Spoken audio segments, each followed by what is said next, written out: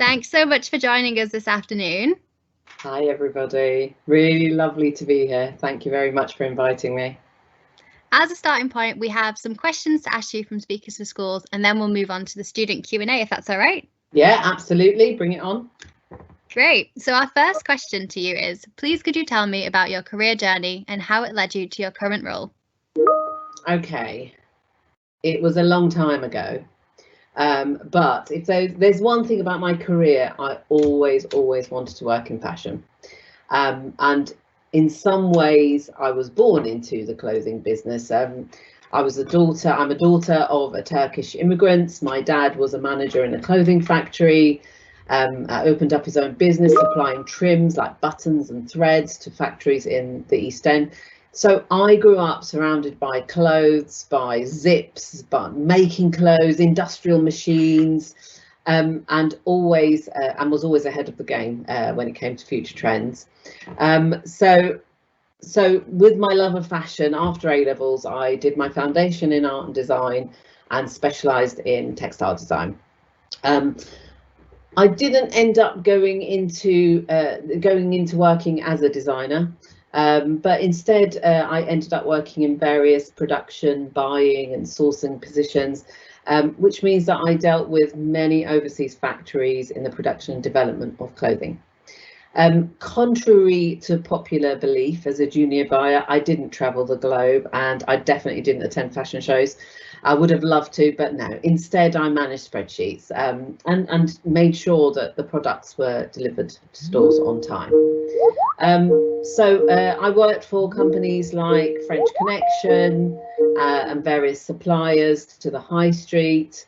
I even went back to Turkey and worked in manufacturing. I really wanted that rounded view of the life cycle of the product. I really want to understand what from start to finish, design to when it ends up in the stores, what does that look like?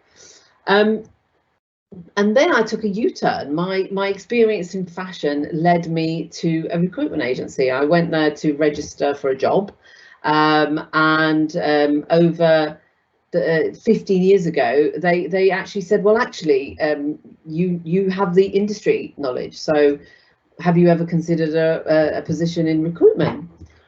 So I thought, why not give it a go? And I moved into a much more business role and less creative. I guess is what I'm thinking. So I spent 4 years at the agency. I loved it. I managed, but I wanted more, so I managed to get a job working for Harrods, which you mentioned earlier. And this was a luxury world, lots of brands, many high expectations.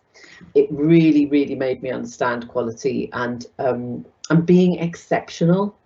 It opened my eyes to a different world where everything was about storytelling and experience. It also, the discount was fantastic, but I spent quite a bit. After 9 years, so 9 years ago, so I worked at Harrods, and then 9 years ago, this week actually, March the 1st is my work anniversary. I joined Burberry. I absolutely haven't looked back. I started here managing the creative recruitment team, so recruiting designers, recruiting marketeers, recruiting buyers, etc. And slowly in the 9 years moved up in the ranks, and today I am the Director of Talent Acquisition. The one thing before we move on to the next question, I always get asked what the difference between recruitment and talent acquisition is, and I always like to tell people what it is. Recruiting basically takes an open vacancy and fills them. That's it. Talent acquisition, on the other hand, looks at the bigger picture from how do you attract the candidate. Lots of employer branding and marketing, actually. Some people believe that recruitment or talent acquisition should sit in marketing, through to looking at getting them started. How are they going to be on their first day, on their first 3 months? We look at future requirements. We look at gaps, skills gaps, building teams. It's actually very interesting. So I thought I'd give you a little flavour of what talent acquisition means as well. Hope that answers your question. It does, and happy work anniversary. Thank you very much. Please could you then describe me what a typical day looks like in your role? very busy, always. I lead a global team of managers and advisors, and they are literally based in Japan, Hong Kong, all the way to California. So time zones is a bit of a concern, but most of my day, a lot of my day or a lot of my week is taken up with calls with my team, updates on strategy, lots and lots of meetings, lots and lots of projects. I control a global budget, so I need to ensure we're thoughtful on our spending.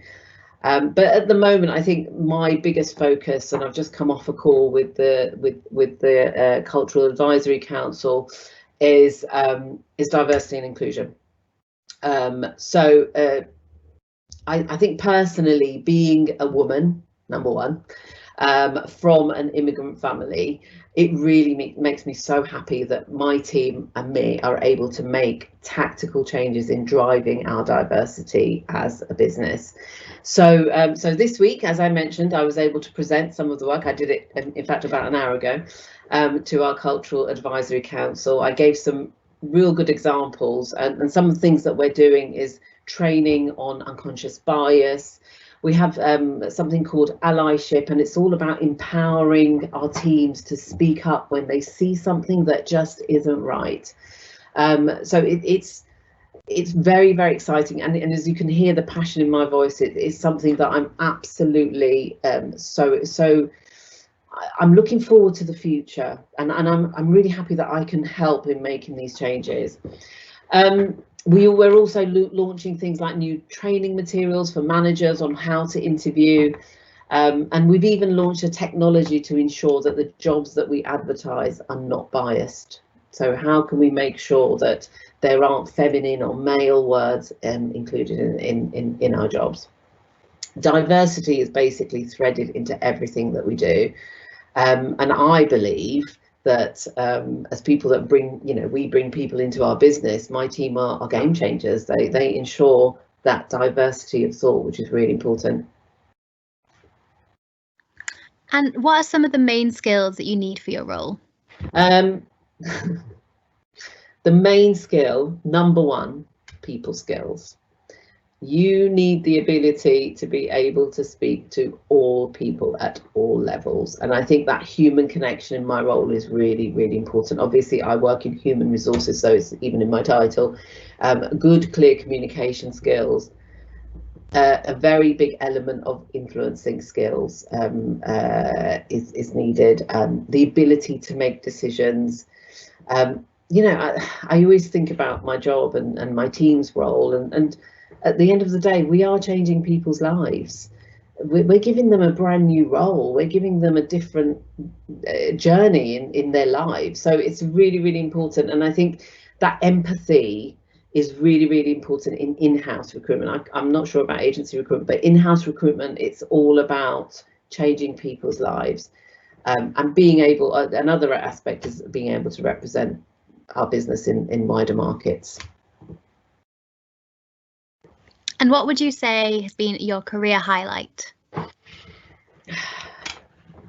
There's a few career highlights, but if I was to think of one, and obviously we are where we are today, it's where I am right now.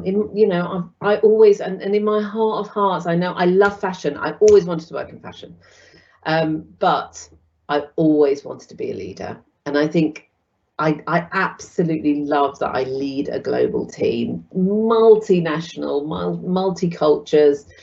The work on diversity that we're doing, it will really, really make a difference. And I can't beat that highlight. I was going to say winning, we did win recruitment team of the year back in Harrods, but actually I think where I am right now is my highlight. And what has been your biggest challenge in your career? Obviously, you don't get to my age and have no challenges. So there's a few. Probably the biggest challenge for me was changing careers kind of halfway through my career journey. I always worked in that sort of more creative role, you know, the production, you know, the development of products, and working really closely with designers. And when I moved to a much more business role, I was really worried that I would lose my creativity, but actually creativity is everywhere. You don't have to be able to draw, be able to work with products, to be able to have that creativity. You know, as a company, one of our values is creatively driven. So everything that we do, we want to drive creativity. So that was quite a big challenge. It was a really big change, but I made it. And it is, again, it's up to you how you what you make of your role. And I made it much more creative. And so the challenge turned into an opportunity for me. And based on the challenges that you've had, what is the most valuable lesson you've learned during your career? God, there's loads.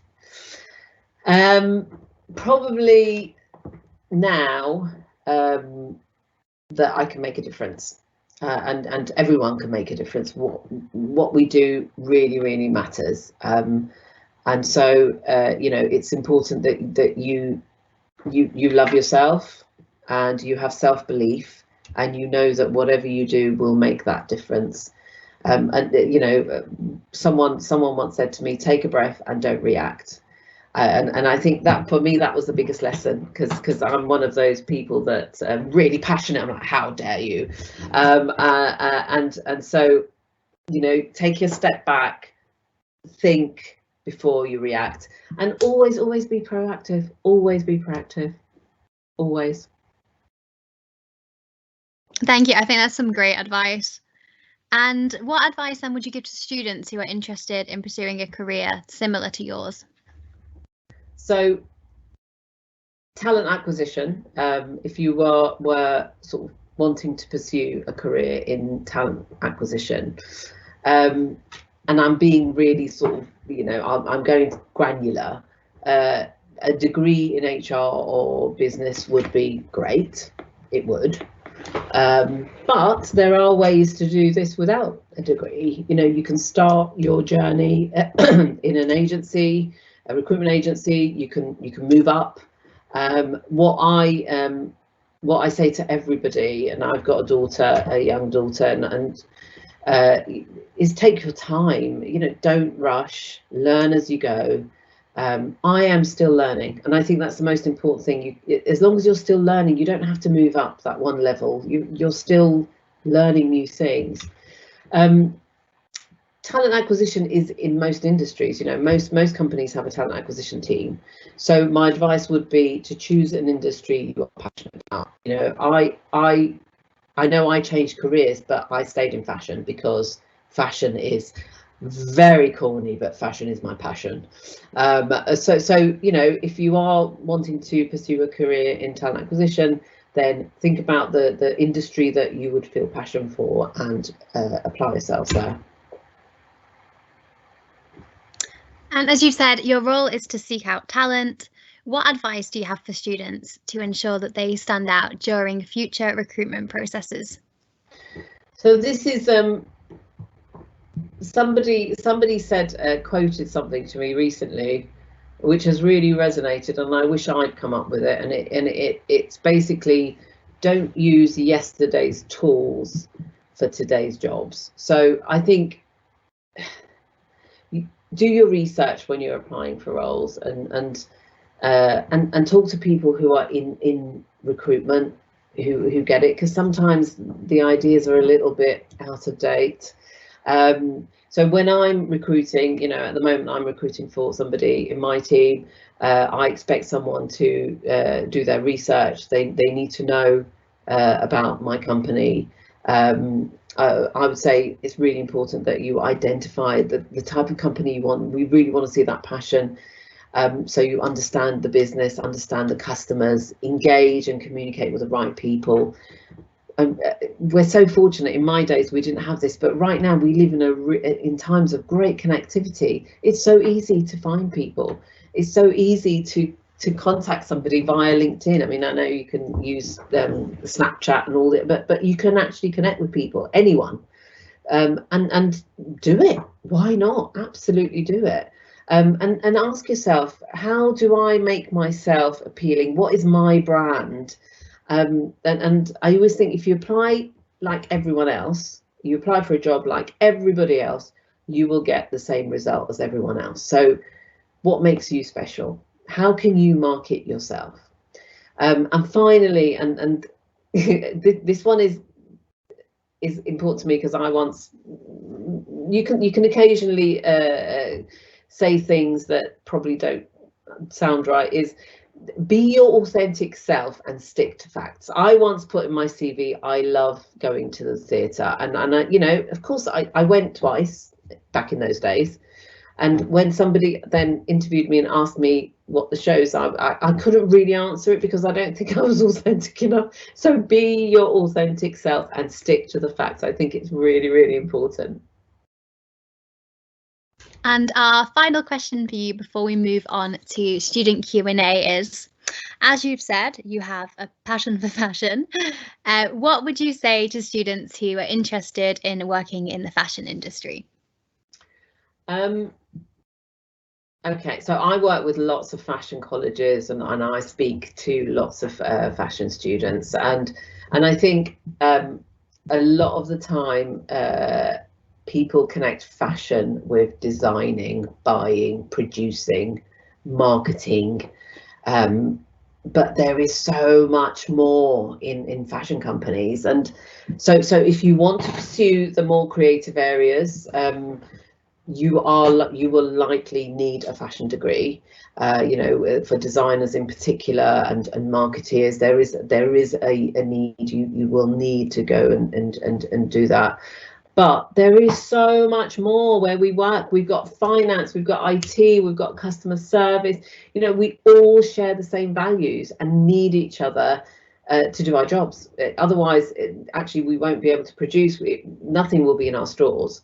So it's really, really important for everyone to understand that fashion isn't just about the lovely, and again, you don't go to the fashion shows. So what I've been doing recently is thinking about the future. You know, what are the jobs that are future proofed? Because we're living in this technological world where things are, processes are changing, and what is it that is the future? What are the jobs today that we can do in 10 years time? And personally, I think there's website management. You know, we've seen during lockdown how much we use websites. There's a lot of boxes outside my door even right now. Data analytics is a massive one. Digital strategy. I mean, data scientists. It's such an, I think if I came back in another world, I'd probably become a data scientist. It's so interesting. You get to really understand the granular detail of this data and be able to steer and influence results. It's amazing. So I think about your future, because obviously you're still at school. Think about your future. Think about where you want to get, and don't think about today. Think about the future jobs. What is going to be everlasting for you, and work on that. I hope that answers your question. It does, thank you. So we're going to move on to student questions now. Our first one is from Chloe, and it is linked to fashion. She's asked if there are any other career paths in fashion that you can talk to us about.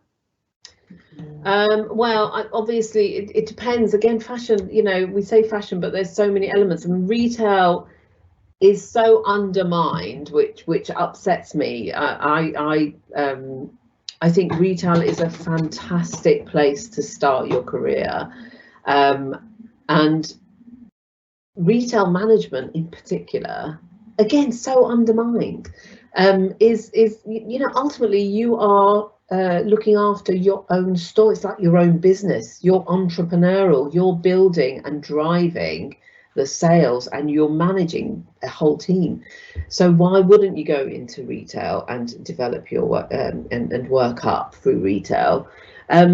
Retail is also a good way to move into a head office role. We at the moment we've just started secondments, for example, at Burberry, where our retail colleagues are able to apply for short-term fixed-term contracts. And we've seen it's been super successful. They've been working in marketing, and I've got one in my team, and so that retail route is also very a possibility. Hope that answers your question. And another fashion related question, a student would like to know, what do you think makes a good shop display? Oh my God. Oh my God. I'm going back to my creative world. So visual merchandising, it's called.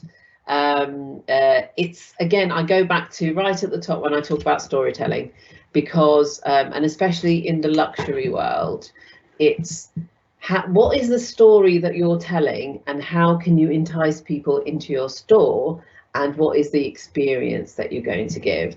And I think it's we have amazing visual. When we were back in the office, there were always lots of bits and bobs all around, different statues and random mirrors and various, and it's being very creative in visual merchandise, in the visual aspect. The only thing that you have to realize, if I don't know if this person, you know, wants to go into visual merchandising, is that you have to remember that someone dictates at the top what all your storefronts are going to look like. You can't just, it's not just based on one store, so you have to follow some of those rules. But yeah, storytelling, it's all about storytelling. Everything is about storytelling. We had a question from Rita, who would like to know, if there's one piece of advice you could give to your younger self, what would it be? Really good question, and I probably would say more self-confidence, and this is coming from the heart. I just think being and I know I keep going back to saying I'm a woman, but it's true. You know, I lived through the 80s and 90s, and I've lived through some things. Be confident in yourself, and if you're not confident inside, show people that. Pretend, honestly, pretend. Look like you're confident. Look like you're speaking with conviction, whilst being authentic, obviously. But yeah, my advice to myself would have been, trust yourself more. You know, you're doing a great job. It's fine. You're absolutely fine. You're on it. And we've had a question from Rosilla, who wants to know a little bit about what it's like to change careers, and then how you can sell your skills when you change careers. So thinking about those transferable skills. Yeah, it's quite tough in that you almost have to start from scratch. And I was in my 30s when I changed careers, and I started learning something completely new. And whilst I was recruiting for jobs that I knew, the process and that whole business element and you know, pivot tables and VLOOKUPs and things like that, I wasn't that clued up on, let's face it. So my what was the question? Was it what's the advice, or what was it like? It was, I like learning, so for me it was, that's my next challenge. I'm going to overcome this. This is my challenge, and I'm just going to do it. Yeah, I didn't get bored. And we've got lots of questions coming in about application and interview advice. So a student has said, how can you stand out if you haven't had a job yet? You can't talk about those kind of experiences. It's really difficult, guys. I always say, you know, if you are going to university, pick a sandwich course. Maybe I shouldn't say this right now, but I have a daughter who's 26, and she hated me, but I forced her to do the sandwich course, because that 1 year really does help in your CV. There are new, but don't despair if you don't have the experience. It's fine, you know, even if weekend jobs, etc. Just think about stuff like that. But there are new technologies that we're using, and if I think about what we do when it's a junior role, instead of looking at a CV, we look at the style. Does it look nice? And we ask for a video interview. So it's a pre-recorded video interview, and we judge people from the video interview rather than from the experience, because as you mentioned earlier about transferable skills, there are transferable skills, that we can see based on some of the questions that we asked. And actually we do have apprentice, we have in fact I look after apprenticeship, so we do have apprentices that work within Burberry who have little to no experience whatsoever, and we're able to so we're familiar with identifying those people with no experience. But my biggest call out is try and get some, because it does help. So you just spoke about CVs then, saying that a good CV will look visually appealing. What other advice can you give to students when they're making their CV? Don't put a picture on it. Biggest bugbear. Keep it, don't put those buzzwords, good communicator or team player. Honestly, everyone's a team player, everyone's a good communicator. Of course you're going to put that. Be quite honest with yourself with your CV, and put tangible things. Put your achievements. What did you do at school? What achievement did you have at school? Rather than putting those buzzwords that everybody uses. The good communication, team player, or can work on my own. So really think about your CV. Don't put a picture. I wouldn't put your age. I wouldn't put your address. Just an email address is fine. Stick to one page if you can. There's some fantastic layouts out there that really make things look good. Have a LinkedIn profile. I know you're very young, but why not have a LinkedIn profile? Stick your LinkedIn the URL onto your CV so people can see more about you. Yeah, I think and no spelling errors, please. Get 50 people to check your CVs before sending them out, and make it targeted to your audience. And some students have asked, how can we know what we're good at?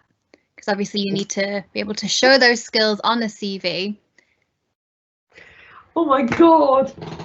How can you know what you're good at? You know what you're good at. Sure, you fundamental skills, right? Communication. Are you good with people? Organisation. How tidy is your room? What else have we got? What other skills? Help me, guys. You inside, deep down, you know what you're good at. And actually, if you know what you want to achieve and where you want to be, you'll be able to understand what skills would match yours. I hope that's a really good question, and it's kind of food for thought. But deep down, you know it. Whoever asked that question, you know what you're good at. Come on, admit it. And students would also like to know if you have any tips for managing your time. Yeah, I have loads of tips, and I help my teams all the time in time management. And my number one tip is, and I'm sure you both, Charlotte, and you know that I do not do anything without my diary, my Outlook diary. And I'm serious, if I could share now my diary, it's ridiculous. However, I plan in my lunch, I plan in my my time where I need to focus, where I need to reflect, because sometimes you forget to reflect. You're always on the go, and actually reflection is really, really important. And I plan all of those things into my diary. I use Outlook, and I'm sure you guys use some form of diary. So really, really important. And everybody, I also share even those little things. I sometimes share with my family and friends so they know what I'm doing and know not to disturb me. And I stick to my diary religiously. and that really helps. Another tip is also to really look at your week and list all the things that you're doing every week and when you can do what and how many minutes that will take. That always helps me and my team. Yeah, I really agree with making lists and then, yeah, looking at it and being able to prioritize it. Really good advice. Students would like to know, what would you say your leadership style is like? Mine. I am actually one of those leaders who has an open door. So my team, there's about 35 across, as I mentioned earlier, across the globe. And they know that they can come to me with everything and anything. We have at Burberry, we have 4 values, and one of them is open and caring. And I'm hoping that I'm one of those open and caring type of leaders. They know when I'm cross, but it's one of those things where they don't want to do anything wrong because they don't want to upset me. But no, I'm we have, it's all about communication. We have regular updates, we have regular conversations, this whole D&I thing that I was talking about, the diversity and inclusion conversations that we have very regularly. We talk about all the unconscious bias that is going on and how we can combat it, and we have really open, honest conversations, and I think that really helps. We're as a company, contrary to popular belief, as a fashion business, we're all really down to earth and very honest, really down to earth, no ego at all. And what do you think are some things that students can do to develop their own leaderships, like opportunities that they might be able to grab? For their own leadership, to become a good manager, I think number one, we have the left brain, right brain thing, and for me that right, the brain that is all about emotions, I think is really important. That empathy piece, understand what someone else is feeling, is so key in being a good leader. And I think leadership styles or leadership requirements have changed so much in the last 20 years, where previously a leader was perceived as a man, at the top, dictating and directing what they want. Now there's a whole expectation of feeling, of how can you reach your team in the right way. And if I think about, we're doing things like reverse mentoring because we want our leaders to understand what the younger guys, what the millennials or the Generation Z are thinking. So yeah, know your audience and be empathetic. And what advice do you have for working in a team? Oh my God, I am the biggest team player in the world. So, but having said that, of my 35 team, they're not all like me. They're not all, extroverts.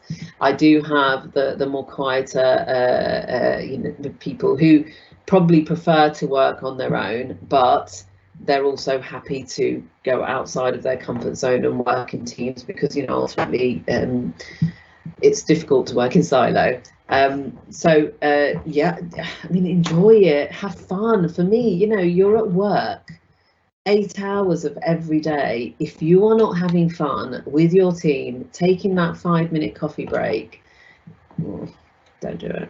Even now we're virtual, right? We've been virtual since March last, well, for a whole year. And even now we have every day 11 o'clock in my diary. Again, it's in my diary. We have something called Inspiration Station, where it's if anyone's around, they dial in, say, hey, how you doing? And we don't talk about work. Did you watch that Netflix show? They're the kind of things that I think you need to consider when it comes to teams and living with it. Yeah, definitely. I think that really helps you just check in on where you are with your mental well-being as well. I think it's so important. Super important, yeah. So going back to the advice that you gave for yourself about being more confident, the students would like to know, when you have that less confident inner voice in your head, what do you do about that? Yeah, there's something called imposter syndrome, which I'm sure, I know I bet you girls have heard of it. It's when you think that you're not worthy. You know, how the hell did I get here? It was a fluke. And you know, Michelle Obama said she had imposter syndrome, so it's not a secret, it's not nothing else. So it's that when you get that feeling that you're not good enough and you lose your confidence. I tend to tell myself and speak to myself and tell myself I'm great. You know and you can actually, if you really reflect, I told you earlier, reflection is so key, but if you really sit back, no reaction, you sit back, you reflect, and you really box things, you know, why am I feeling like this, and you write them down and put them in boxes, it kind of makes everything a little bit easier. But you know what, guys, you're going to all have moments when you're not confident, and when you have to accept that you're going to get lots and lots of constructive criticism. You're going to get lots of feedback. That's how you grow. You will make mistakes. I say to my team, who are always gutted when they make mistakes, you know, this is an education. You're learning through your mistakes, and it's fine. So remember that, because you'll lose your confidence because you've made a mistake, but actually that mistake is a lesson. And always remember it's a lesson. And what I do when I make a mistake, and you know, I'm only human, I make mistakes, I just say sorry, it was my mistake. And you know what, people are like, whoa, okay, she's actually owned up to it. Think about it that way. Just say sorry, human error, we all make mistakes.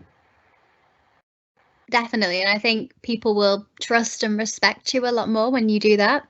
100%, and because you're being your authentic self. And actually you're confident. It takes a lot to say sorry, and your confidence will feel a bit shattered, but once you've said it and somebody and they come back and say, well, actually it's fine, you're back again, you're up. And you just mentioned Michelle Obama, who for many people is an inspirational figure. Do you have anyone or something that inspires you? Oh gosh, well, I obviously mentioned Michelle Obama. I should have mentioned her now. I guess in real life, I had some fantastic leaders that I've inspired to.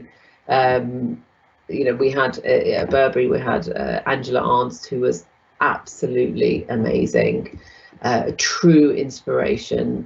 You know, she went on to become a chief in Apple and doing various other things, and so yeah, I do like inspirational women. And the students would like to know, obviously being stuck at home a lot of the time, is there anything that they can do to develop those skills, anything that they can learn at home, which will look good in an application process? That is a really fantastic question. I mean, you know, obviously we're so lucky that the pandemic didn't happen in the 80s when we didn't have the internet. God knows what would have happened. You guys are all so lucky to have this amazing thing called the internet. So, you know, reading, researching, be bold and contact people. I truly believe, I know some people who've just contacted some amazing guys on LinkedIn and said, can you be my mentor? They've agreed. You know, there are things that you can do which you think is out of your reach. And again, you know, if I was younger, I would have told myself to do this.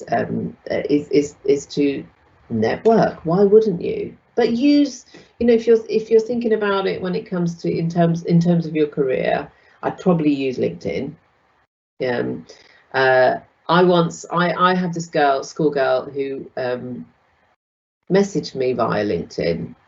This is maybe 2 years ago, and she she sent me such a lovely message. I replied, and we've been in touch, and I've been kind of, you know, helping her move up. So do something like that. Why not? Give it a go, guys. Honestly, you've got nothing to lose. Do a lot of reading, obviously. You know, there's podcasts, there's a load of this stuff, which is amazing, guys. Thank you for having me. But you know, there's a lot you can do because you've got this wonderful world of the internet.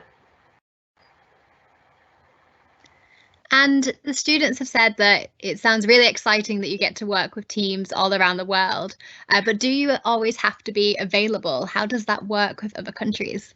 No, I don't always have to be available. What I tend to do is, and my teams know this, so I'll have my meetings with Japan at 9 a.m. And my calls with Americas at 3 p.m. So again, it's all about diary management, always about diary management. And they know, so they know when I'm contactable, and therefore my door is open when I am, you know, I've got my window when I'm contactable. So I try again, you know, well-being is really important, work-life balance is important, and I try to maintain that as much as I can. Occasionally there are some early meetings or some late meetings. That is going to happen, and everyone, you know, that is life, just accept it. But yes, that's how I manage my teams in all the different locations. And earlier you reflected on some big things that you've learned during your career, but this year has been a very different year. The students would like to know, what have you learned in the past year? Obviously, number one, I've learned that myself and my team can do our jobs from home as well as in the office. Makes no difference whatsoever. That is my number one learning, and it's all about trust, and I trust my team implicitly. They, you know, as long as you have objectives that you need to meet, I don't care where, you know, how many hours they work. They have some clear objectives, they have to meet those objectives. So yes, my number one learning is we can all work from home if we chose to, and you know, we're looking for the future. We're looking at return to work and how that's going to look, because it's not going to be the same. It won't. We've got time for a few more questions before we move on to your closing comments for the students. A student has asked, in the future, how will I know if a workplace is right for me?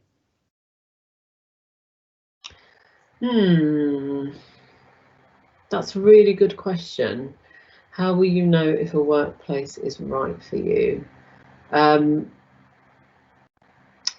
You know what, and I'm being absolutely honest, you won't know until you work there.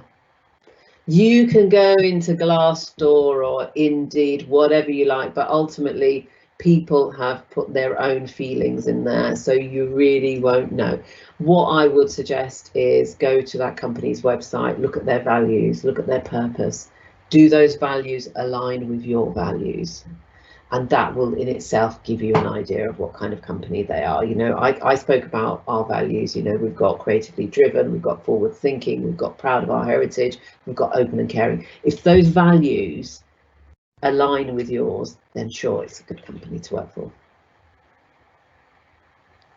The student has asked, how do you maintain a level of motivation? Yeah, sometimes we have down days.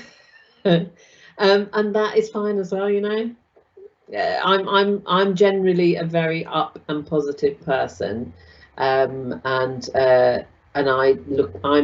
you know, glass half full person, and even if I'm not motivated, I always need to make sure my team are motivated. So I have a few, you know, I do a few things. I go and play with my dog for a bit. That makes me a little bit more motivated.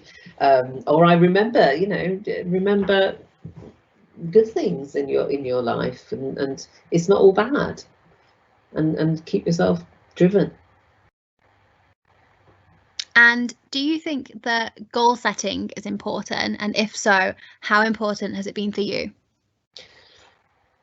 Goal setting is really important, but be flexible. because it depends what your goals are.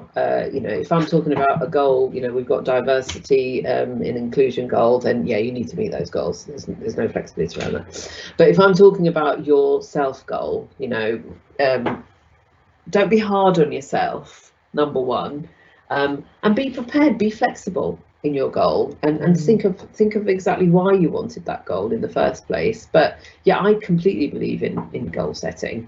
It's your driver, because you want to know what's the end game that you're going to reach, and that will drive you to reach your goal. Oh, you're on mute, Charlotte. I'm on mute. Our final student question for you before we move on to your closing comments is, what is the best thing for you about fashion? The best thing for me about fashion is I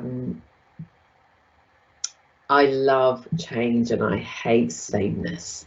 So for me, the best thing is that every season fashion changes. Every season there's a new look. You know, if I'm thinking about what we wear, and every season there's you know, I don't know, 10 years ago I was wearing heels, now it's trainers. You know, right now it's jogging pants. And you know, I've been told that when we're through this, we're all going to be super glamorous because everybody's going to want to dress up. And these things really excite me. I love that. So yeah, I think it's that.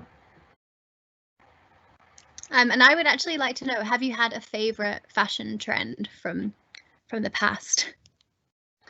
It's definitely not from the 80s.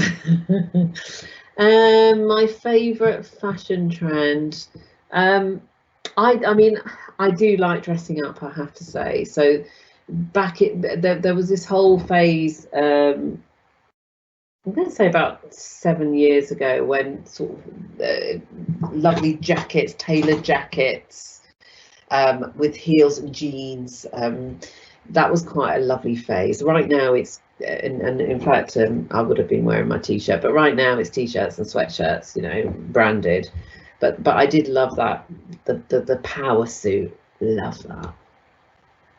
Thanks, Nalan. And do you have any final closing comments for our students? This one is unprepared. So what I would say to you all listening is it's going to be fine. It's all about how much you want something, and I truly believe that if you really want something, you will get it. There's going to be obstacles in the way, but it's fine. You should expect them. Once we're through this whole COVID, through this pandemic, we're going to be in the roaring 20s, and there's going to be lots of opportunities for everybody. So I would say, don't. Hope is my word of the year, by the way. Don't give up hope.